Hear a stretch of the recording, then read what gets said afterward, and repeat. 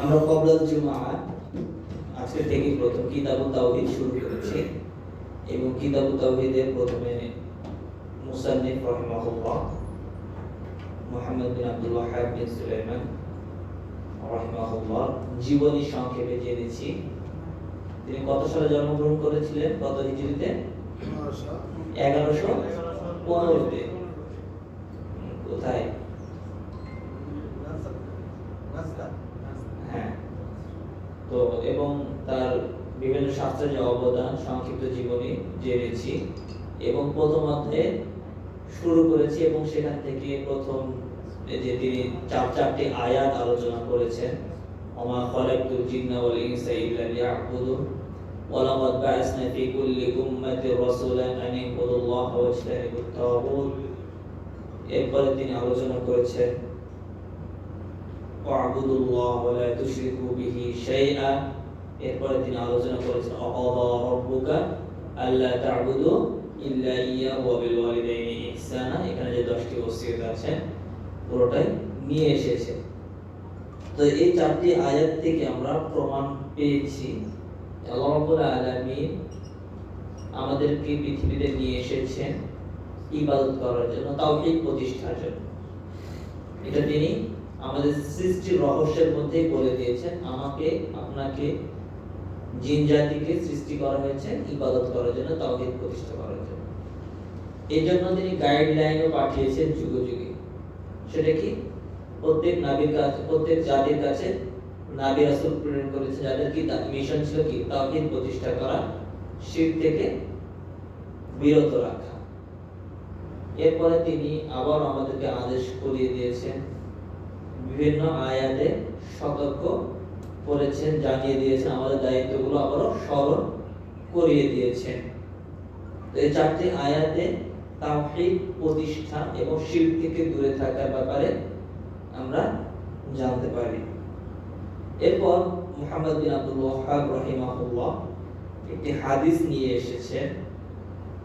হাদিসটি মুআজ বিন জাবাল রাদিয়াল্লাহু তাআলা আনহু থেকে বর্ণিত হয়েছে, যে হাদিসটি সহিহুল বুখারী এবং সহিহ মুসলিম উভয় কিতাবেই রয়েছে। মুআজ বিন জাবাল রাদিয়াল্লাহু তাআলা আনহু থেকে বর্ণিত হয়েছে, তিনি বলছেন, কুনতু রাদিফান নবী সাল্লাল্লাহু আলাইহি ওয়াসাল্লাম আলা হিমারি, যে আমি নবী সাল্লাল্লাহু আলাইহি ওয়াসাল্লামের সাথে একটা গাধার উপরে ছিলাম। রদিফ বলা হয়ে থাকে একই আরোহীতে, একই উটে, একই গাধাতে বা একই বাহনে দুইজন ব্যক্তির যে অবস্থান, বসার অবস্থাটাকে রদিফ বলা হয়। এখন আপনারা তো উটে দেখেন একজনই বসে, এমনও সময় আছে আল্লাহ রাসূলের যুগে একটা জিহাদে গেছেন বা একটা সফরে গেছেন, দুজন তিনজন করে বসেছে। স্বল্পতার কারণে তাদের বাহন স্বল্প ছিল, কম ছিল, এতটা পর্যাপ্ততা ছিল না, যার কারণে আল্লাহ রাসূল কখনো দুজন তিনজন, যেমন বদরের যুদ্ধে আপনারা পান, অন্যান্য সফরেও এর প্রমাণ রয়েছে। বর্তমান সময়ে যে আমরা বাইকে বসি না, মোটরসাইকেলে, আমি কেমন রদিফের ব্যাখ্যাটা করতেছি কেন আপনাদের বাস্তবসম্মত উপায়ে পরে বলতেছি, যে বাইকে বসে দুইজন বসে না, তো এই দুইজনের মধ্যে ডিসটেন্স কতটুকু থাকে, পার্থক্য মানে দূরত্ব কতটুকু থাকে? 1-1.5-2 ইঞ্চি থাকে না? এরকম 1.5-2 ইঞ্চি থাকে। তো মুআজ বিন জাবাল রাদিয়াল্লাহু আনহু বলতেছেন যে আমি আল্লাহ রাসূলের সাথে রদিফ ছিলাম, মানে এতটুকু দূরত্বে ছিলাম, তাহলে কতটা কাছাকাছি ছিলাম। এখানে দুইটা বিষয় প্রমাণ হয়, আল্লাহ রাসূল সাল্লাল্লাহু আলাইহি ওয়াসাল্লামের নিরহংকারতা, তিনি কি কতটা বিনয়ী ছিলেন, কতটা নম্র ছিলেন, কতটা ভদ্র ছিলেন, যে তিনি নেতা, সাইয়্যিদ, প্রধান সমাজের, তিনি সাহাবীদের প্রধান, তিনি রাসূলুল্লাহ সাল্লাল্লাহু আলাইহি ওয়াসাল্লাম সর্বোত্তম ব্যক্তি। এই তো চাইলে নিজে একটা গাধা, তাও দেশের কিসের উপর? গাধার উপর, ঘোড়ার না, উটের উপর, গাধার উপরে কি, তাও দুইজন যাচ্ছে। তিনি চাইলে পারতেন আর একটু বেশি, মানে একা যেতে, বা ঘোড়া বা গাধার উটের উপর যেতে, কিন্তু দেখেন তার বিনয়টা দেখেন, তার নম্রতা দেখেন, তার ভদ্রতা এবং আচার মুআমালাতটা দেখেন, যে তিনি গাধার উপরে আছেন, তাও একা নয়, আরেকজন সাহাবীকে নিয়েছে। তো রদিফ ছিলেন কে? মুআজ বিন জাবাল রাদিয়াল্লাহু তাআলা আনহু। রদিফের দূরত্বটা কি 5-6 সেন্টিমিটার বা 1-2 ইঞ্চি। তো মুআজ রাদিয়াল্লাহু তাআলা এটা রদিফ বলে এটা প্রমাণ করতে যাচ্ছেন যে আমি আল্লাহ রাসূলের কি কতটা নিকটে ছিলাম, কতটা কাছে ছিলাম, যে কোনো আমার ভুল হওয়ার কোনো সম্ভাবনাই নেই, আমার ত্রুটি হওয়ার কোনো সম্ভাবনাই নেই। তো আমি যখন এই রদিফ ছিলাম, এত কাছে ছিলাম, আল্লাহ রাসূল আমাকে এই কাছে থাকা অবস্থায় বলতেছে, ইয়া মুআদ আতাদরি মা হাক্কুল্লাহি আলাল ইবাদ ওয়া মা হাক্কুল ইবাদি আলাল্লাহ, যে হে মুআজ, যে তুমি কি জানো যে বান্দার উপর আল্লাহর হক কি এবং আল্লাহর উপর বান্দার হক কি? আমরা কিন্তু আমাদের ছেলে মেয়েদেরকে, আপনজনকে বা কাউকে শেখানোর জন্য অনেক সময় প্রশ্ন করি, আগে প্রশ্ন করি, পরে বাচ্চাটা বা আমার ছাত্রটা অক্ষমতা প্রকাশ করবে যে আমি জানি না। এটা একটা কি শেখানোর সিস্টেম, যাতে কি ছাত্রর একটা কি মনোযোগ আসে, যে শুনছে আমার প্রতি তার দৃষ্টি আকর্ষণ হয়। আল্লাহ রাসূল সাল্লাল্লাহু আলাইহি ওয়াসাল্লাম এই শিক্ষাগত পদ্ধতির শিক্ষা দিচ্ছে। আল্লাহ রাসূল সাল্লাল্লাহু আলাইহি ওয়াসাল্লামের যে প্রতিটি কাজ আমাদের জন্য কি শিক্ষা। তিনি যে লাকাদ কানা ফি রাসূলিল্লাহি উসওয়াতুন হাসানাহ, যে রাসূল সাল্লাল্লাহু আলাইহি ওয়াসাল্লামের মধ্যে রয়েছে তোমাদের উত্তম আদর্শ। তিনি যে আমাদের জন্য আদর্শ, একজন শিক্ষকের জন্য যেমন আদর্শ হতে পারে, একজন নেতার জন্য যেমন আদর্শ হতে পারে, একজন সমাজ সেবকের জন্য একজন আদর্শ হতে পারে, একজন অভিভাবকের জন্য আদর্শ হতে পারে, একজন ছাত্রের জন্য আদর্শবান ব্যক্তি। সকল ব্যক্তির জন্য কি আদর্শ। তার জীবনীগুলো যদি একটু খুঁটিয়ে খুঁটিয়ে বা নসগুলো পড়ার সময় যদি একটু বিবেচনা করে পড়া হয়, খুব সহজে বুঝতে পারবে। তো আল্লাহ রাসূল সাল্লাল্লাহু আলাইহি ওয়াসাল্লাম শিক্ষার একটা পদ্ধতি শুনে তিনি প্রশ্ন করছেন, তিনি তো উত্তর দিবেন। আবার তো বলতেছেন যে বান্দার উপর আল্লাহর হক কি, তুমি কি এটা জানো? আবার আল্লাহর উপর বান্দার হক কি, এটাও কি তুমি জানো? বলতো মুআজ রাদিয়াল্লাহু তাআলা বলতেছেন, আল্লাহু ওয়া রাসূলুহু আ'লাম, যে আল্লাহ এবং তার রাসূলই ভালো জানেন। এটা হচ্ছে কি ছাত্রর আদাব। জানলেও আল্লাহ রাসূলের কাছে আরো সঠিক, একবার পিওর তথ্য জানার জন্য কি আর তার কাছে বিষয়টাকে সমর্পণ করে দিতেন।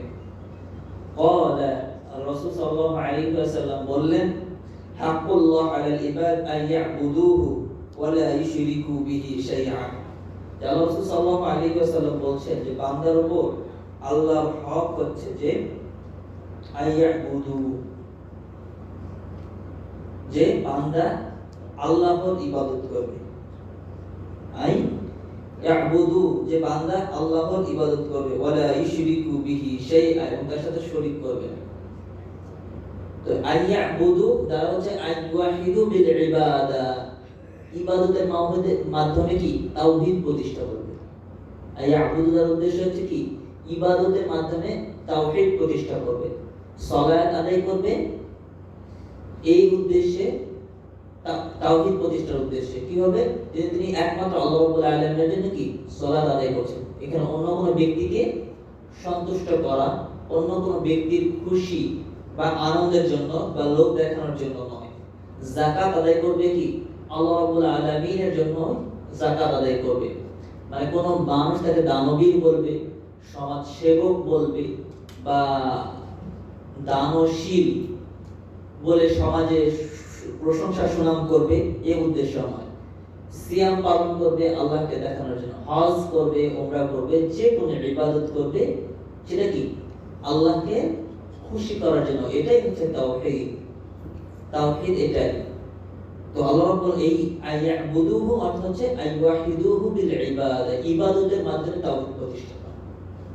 সেটা কি আমরা তাওহীদুল উলুহিয়াতের ক্ষেত্রে আমরা বলে থাকি যে কি ইবাদতটা কার জন্য হওয়া? আল্লাহ রাব্বুল আলামিনের জন্য। তো ইবাদতটা যখন আল্লাহ রাব্বুল আলামিনের জন্য হবে, তখন কি তাওহীদুল উলুহিয়া পরিপূর্ণ হলো না? আর তাওহীদুল উলুহিয়া পরিপূর্ণ হলো মানে কি তাওহীদ প্রতিষ্ঠা হচ্ছে। তো এইজন্যই বলছে আইয়াবুদু মানে কি আইওয়াহিদু বিল ইবাদা, ইবাদতের মাধ্যমে তাওহীদ প্রতিষ্ঠা করা। ওয়ালা ইশরিকু বিহি শাইআ, এবং তার সাথে কাউকে শরীক করবে না, অর্থাৎ লাবুদ্দা মিনাত তাজারুদ মিনাশ শিরকি ফিল ইবাদা, ইবাদতের ক্ষেত্রে কি শিরক থেকে বেঁচে থাকা আবশ্যক। আর যে ব্যক্তি শিরক থেকে বেঁচে থাকলো না, সে ব্যক্তি এই ইবাদতের মাধ্যমে কি তাওহীদ প্রতিষ্ঠা করতে পারলো না, বরং সে কি শিরকে লিপ্ত হয়ে গেল, মুশরিক বলে বিবেচিত করলো। কেননা সে আল্লাহ রাব্বুল আলামিনের সাথে কি অন্য কিছুকে কি শামিল করে ফেলেছে। তাই আল্লাহ রাব্বুল আলামিনের হক কি আমার কাছ থেকে, আপনার কাছ থেকে, একজন বান্দার কাছ থেকে যে কি আমরা তার ইবাদত করব, তাওহীদ প্রতিষ্ঠা করব ইবাদতের মাধ্যমে, এবং তারকে শিরক থেকে, আল্লাহকে শিরক থেকে, আল্লাহর সাথে শিরক করা থেকে মুক্ত থাকবো। এটা হচ্ছে কি আল্লাহ রাব্বুল আলামিনের হক। আর আমরা যদি এই হকটা বাস্তবায়ন করি, এই হকটা বাস্তবায়ন করি, তাহলে আমাদের উপর একটা হক চলে আসে। আমি কিছু দিলাম, আল্লাহ রাব্বুল আলামিনের প্রতিদান দিবেন না, বিষয়টা এরকম না। তিনি কারীম, তিনি দানশীল, অনেক দাতা, তিনি এত দাতা যে আমি গণে শেষ করতে পারবো না। তো তিনি এর দাতা হিসেবে দিলেন কি ওয়া হাক্কুল ইবাদি আল্লাহ, যে এবং তিনি বলতেছেন ওয়া হাক্কুল ইবাদি আল্লাহ, যে আল্লাহ রাব্বুল আলামিনের উপর হক হয়ে যায়, বান্দার হক হয়ে যায় যে আল্লাহ ইউআদি মান লাম ইশরিকা বিহি মান লা ইশরিকু বিহি শাইআ, যে তিনি ওই ব্যক্তিকে আযাব দিবেন না, কষ্ট দিবেন না, শাস্তি দিবেন না যে ব্যক্তি তার সাথে কাউকে শরীক করে। অর্থাৎ যে ব্যক্তি শিরক থেকে মুক্ত থাকলো, তাওহীদ প্রতিষ্ঠা করলো, আল্লাহ রাব্বুল আলামিন তাকে জাহান্নামে দিবে না। মানে কি জাহান্নাম থেকে মুক্তি। আপনি যদি তাওহীদবাদী হন, আপনি যদি তাওহীদবাদী হন, এর সবচেয়ে বড় লাভ জাহান্নাম থেকে মুক্তি এবং জান্নাত লাভ। সুবহানাল্লাহ। তো মুআয বিন জাবাল রাদিয়াল্লাহু তাআলা যখন এইটা শুনতে পেয়েছেন, এটা শুনেছেন, তিনি আনন্দে আপ্লুত হয়ে গেছেন যে কি, যে আমি শিরক করব না এবং তাওহীদ প্রতিষ্ঠা করব, এই দুইটার মাধ্যমেই জান্নাত পাবো, মানে আল্লাহর উপর হক হয়ে যাবে যে আমাকে তিনি জান্নাত দিবেন। তিনি খুশি হয়ে গেছে, সন্তুষ্ট হয়ে গেছে। তাই বলতেছেন যে আমি বললাম হে আল্লাহর রাসূল, যে এই যে আমি যেটা শুনলাম, আমি তো একাই শুনছি, কারণ কি পাশে তার কেউ নাই আর হইতে। আফালা উবাশশিরুন নাস, আমি কি মানুষকে এই বিষয়টা জানাই দিব না, সুসংবাদ দিব না? ক্বালা, আল্লাহ রাসূল বলেন লা তুবাশশিরহুম, সুসংবাদটা দিও না, একটু গোপন রাখো। ফায়াত্তাকিবু, যদি তারা জেনে ফেলে যে শুধুমাত্র এই দুইটা কাজে জান্নাত পাওয়া যাবে, তাহলে মানুষ কি আমলের দিকে প্রতিযোগিতা করবে, মুনাফাসা কমায় দিবে, মুনাফাসা কমিয়ে দিবে। আয়াতামিদু আলা যালিকা ফায়াতরুকু তানাফুস ফিল আমাল, যে তারা কি আমলের ক্ষেত্রে কি মুনাফাসা, প্রতিযোগিতা থেকে একটু কি ছেড়ে দিবে। তো তিনি হাদিস গোপন করা যেহেতু নিষেধ, তো তিনি মৃত্যুর আগে, শেষ আগে এই হাদিসটা কি বর্ণনা করে গেছে।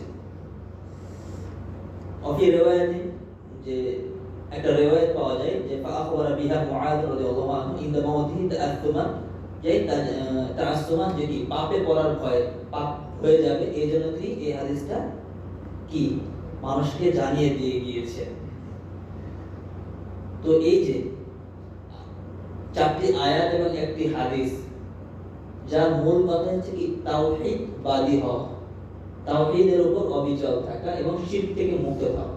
যদি এই শিরক থেকে আমি মুক্ত থাকি, তাওহীদের উপর অবিচল থাকি, আল্লাহ রাব্বুল আলামিন আমার জন্য জান্নাত অবধারিত করবেন ইনশাআল্লাহ। এরপর এর মাধ্যমে আমাদের প্রথম যে অধ্যায়টি, প্রথম যে মুকাদ্দমাটা ছিল সেটা শেষ হলো। এরপর আমরা দ্বিতীয় অধ্যায়ে যাই, প্রথম বাবে যাব। বাবটি হচ্ছে বাবু বায়ানি ফাদলি তাওহীদ আমা ইউকাফিরু মিনাদ দুনুব, যে তাওহীদের মর্যাদা, তাওহীদের ফজিলত কি এবং পাপ মোচন হওয়ার মাধ্যম, এবং কিসে পাপ মোচন হয় বা গুনাহ মিটে যায়। শেখ মুহাম্মদ বিন আব্দুল ওয়াহ্হাব রাহিমাহুল্লাহ আলোচনা করেছেন, আল্লাহ আয়াত দিয়ে শুরু করেছেন। তিনি বলছেন আল্লাযীনা আমানু ওয়া লাম ইয়ালবিসু ঈমানাহুম বিযুলমিন ওয়া উলাইকা লাহুমুল আমন ওয়া হুম মুহতাদুন। এই আয়াতের একটা শায়ে নজুল আছে যে আল্লাহ রাসূল সাল্লাল্লাহু আলাইহি ওয়াসাল্লামের কাছ থেকে সাহাবীরা যখন এই আয়াতটা শুনলেন, আল্লাযীনা আমানু ওয়া লাম ইয়ালবিসু ঈমানাহুম বিযুলম, যখন এই আয়াতটা শুনলেন তখন তাদের উপর বিষয়টা কঠিন হলো। কিভাবে কঠিন হলো, যে অর্থটা বলি তাহলে আপনারা বুঝতে পারবেন।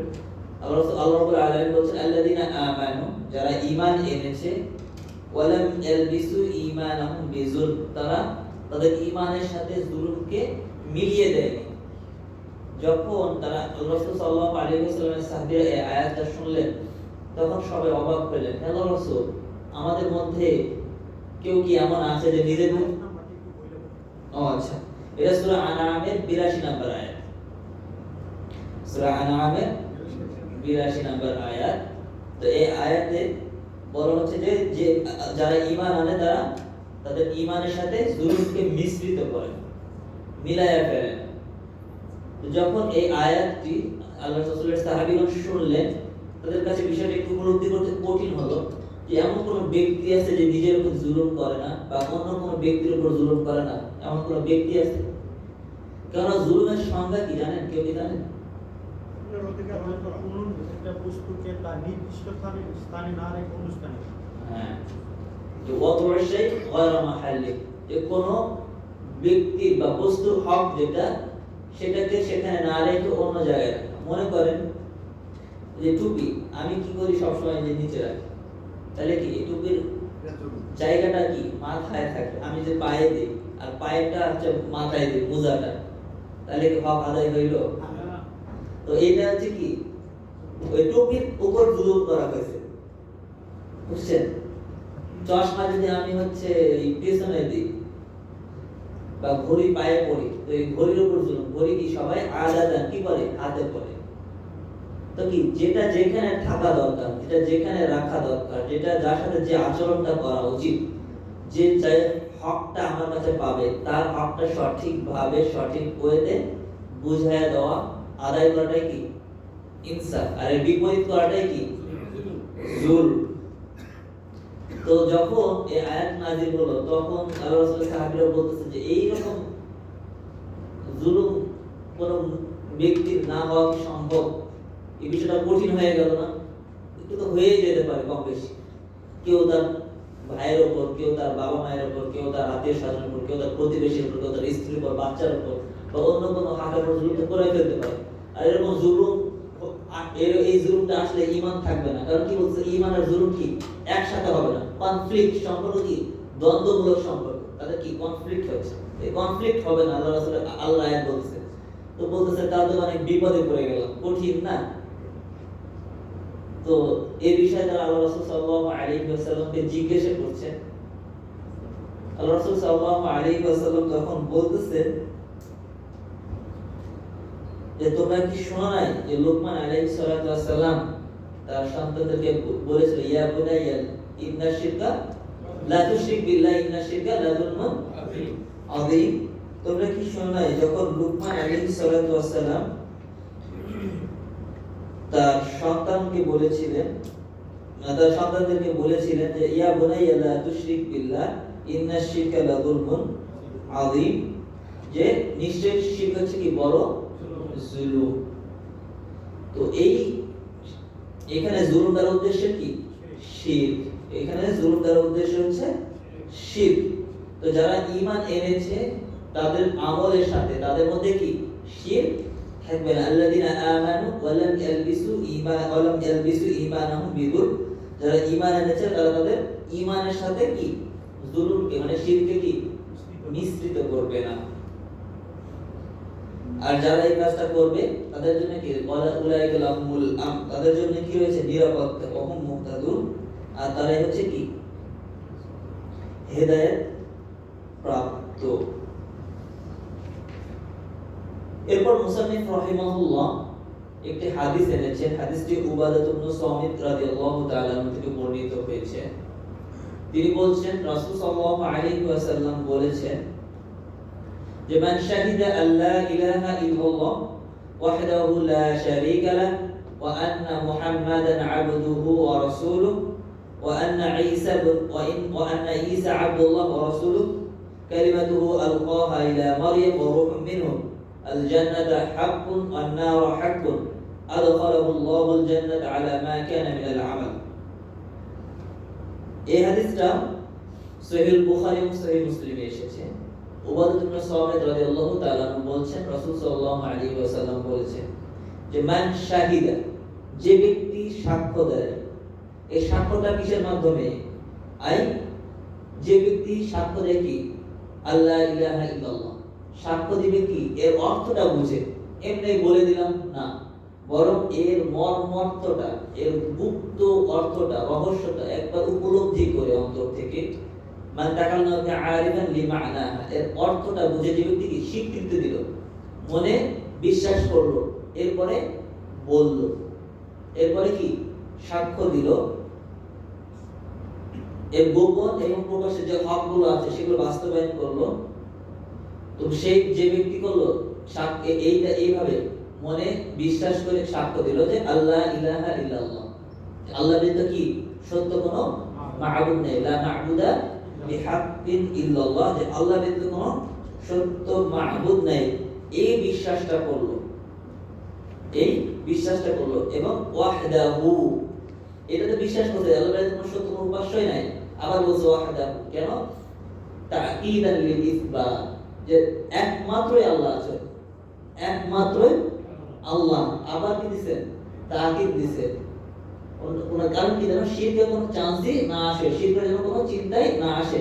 আবার বলতেছে লা শারীকা লাহু, আবার বলতেছে যে তার কোনো কি শরীক নাই, একবারে নাফি করে দিচ্ছে, নিষেধ করে দিচ্ছে। তো আল্লাহ রাব্বুল আলামিন বলে দিচ্ছেন কি ওয়াহদাহু লা শারীকা লা, এরপরে বলছে ওয়া আন্না মুহাম্মাদান আবদুহু ওয়া রাসূলুহু, এবং মুহাম্মদ সাল্লাল্লাহু আলাইহি ওয়াসাল্লাম তার বান্দা এবং রাসূল। এরপরে ওয়া আন্না ঈসা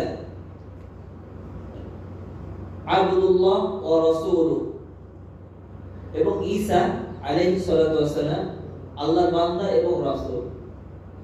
এই যে আব্দুল্লাহ ওয়া রাসূলুহু বললো কেন?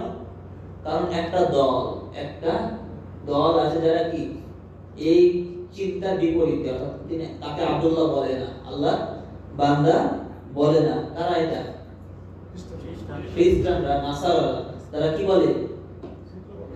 আন্নাহুল্লাহ। তাদের এখানে যে ট্রিনিটি বা তৃতীয়বাদের একটা কি মতবাদ আছে, কি তারা বলে যে আল্লাহ তিনটার মধ্যে কি পরিবেষ্টিত বা সীমাবদ্ধ। সেটা কি? যে আল্লাহ, তারপর হচ্ছে ইবনুল্লাহ, আর একটা হচ্ছে কি মারিয়াম আলাইহিস সালাম, যে আনাল্লাহ সালিসু সালাসা, যে আল্লাহ রাব্বুল আলামিন তিনটার মধ্যে সীমাবদ্ধ, মানে এই তিনটা মিলে আল্লাহ, তাদের বক্তব্য। তো তারা এখানে কি ঈসা আলাইহিস সালাম কি বলে? আল্লাহ পুত্র, নাউযুবিল্লাহি মিন যালিক। তো এই যে এইটা হচ্ছে কি রদ করে দিল, এটা খণ্ডন করে বলতেছে যে না, সাক্ষ্য এটাও সাক্ষ্য দিবে যে আল্লাহ রাসূল যেমন ভাবে রাসূল, আল্লাহর বান্দা এবং রাসূল, অনুরূপ ভাবে ঈসা আলাইহিস সালাম কি আবদুল্লাহ ওয়া রাসূলুহু, যে আল্লাহর বান্দা এবং তার রাসূল। যে ব্যক্তি কি করবে? এটা সাক্ষ্য দিবে।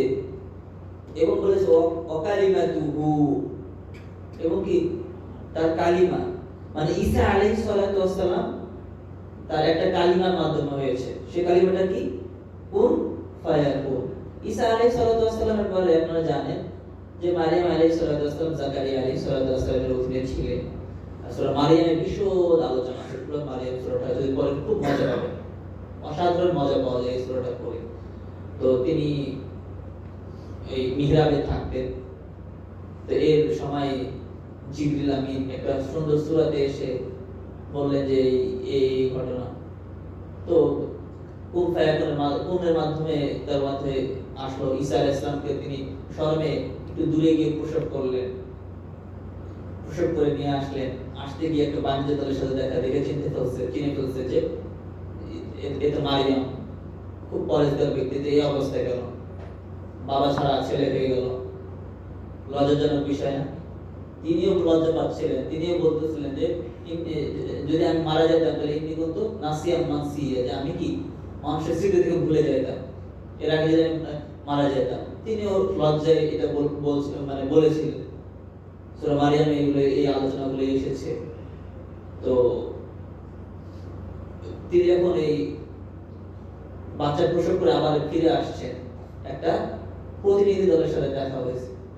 দেখা হয়ে বলতেছে যে মারিয়ামের কোলে একটা বাচ্চা।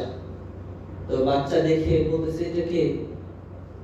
তো তার আগে আল্লাহ মারিয়াম আলাইহিস সালামকে শিখিয়ে দিয়েছেন যে তুমি এটা বলবা যে আমি হচ্ছে কি ইন্নী নাযারতু লির-রাহমানি সাওমা, যে আমি এটা মানত করেছি যে আমি আল্লাহ রাব্বুল আলামিনের দরবারে সিয়াম পালন করেছি, যে আমি তার সাথে কথা বলবো, কথা না বলার সিয়াম, কথা বলা থেকে বিরত থাকবো। তো তিনি এটাই বললেন। পরে বললেন যে বাচ্চা কথা বলবে। পরে এই বাচ্চা বলল কি ইন্নী আব্দুল্লাহ আতানিল কিতাব ওয়াল হিকমা। আল্লাহ রাব্বুল আলামিন বলেন, সবাই অবাক যে আল্লাহ হচ্ছে এই আমি হচ্ছে আল্লাহর বান্দা, আমাকে কিতাব হিকমা দেওয়া হয়েছে। তো এই মুজিজা কি এই ঘটনা। তো দেখেন ওয়াকালিমাতুহু, তার সৃষ্টি করা হয়েছে কি একটা কালিমার মাধ্যমে। কোন আল্লাহ রাব্বুল আলামিন বলেছেন কোন ফায়াকুন, হয়ে যায়, কোনো বিষয় না। তো সেটাই যে ওয়াকালিমাতুহু, ওই কালিমা মানে মুসা ঈসা আলাইহিস সালাম আলকাহা ইলা মারিয়াম, যে তাকে মারিয়াম আলাইহিস সালামের গর্ভে নিক্ষেপ করা হয়েছে, দেওয়া হয়েছে, যেটা কি জিবরিল আমিন আলাইহিস সালামের মাধ্যমে। কিভাবে? যে জিবরিল আমিন আলাইহিস সালাম তার রূহে কি আল্লাহ রাব্বুল আলামিনের আদেশে কি একটা ফু দিলেন, ফলে ঈসা আলাইহিস সালাম আল্লাহ রাব্বুল আলামিনের অনুমতি ক্রমে হয়ে গেল। মানে একটা কোন শব্দে আল্লাহ রাসূল আল্লাহর অনুমতি, এজন্য কি তাকে কালিমা বলা হয়েছে, যে ফাওয়া নাশিউন আনিল কালিমা, একটা কালিমা থেকে তার উৎপত্তি। ওয়ারূহুম মিনহু, আর কি একটা রূহ, এই রূহটা কি আল্লাহ রাব্বুল আলামিন জিবরিল আমিনের মাধ্যমে পাঠিয়েছিলেন। তো রূহুম